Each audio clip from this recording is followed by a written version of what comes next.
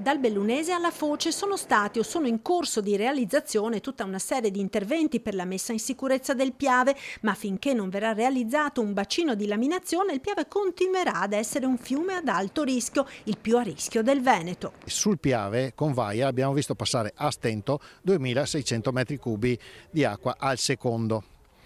Noi stiamo intervenendo per favorire un maggior deflusso dell'acqua, arriveremo a 3000 metri cubi al secondo con tutti gli interventi che stiamo realizzando anche nel tratto terminale, ma non riusciremo mai a contenere i 5000 metri cubi al secondo che sono transitati sul Piave nel 1966 provocando esondazione in vari punti. 2000 metri cubi al secondo di portata in più che in caso di piena eccezionale devono trovare sfogo da qualche parte per evitare un'alluvione devastante, e proprio sul dove e come è nata la querela che da anni vede l'opposizione di un gruppo di comuni dell'area nord della provincia capeggiati da Crocetta del Montello.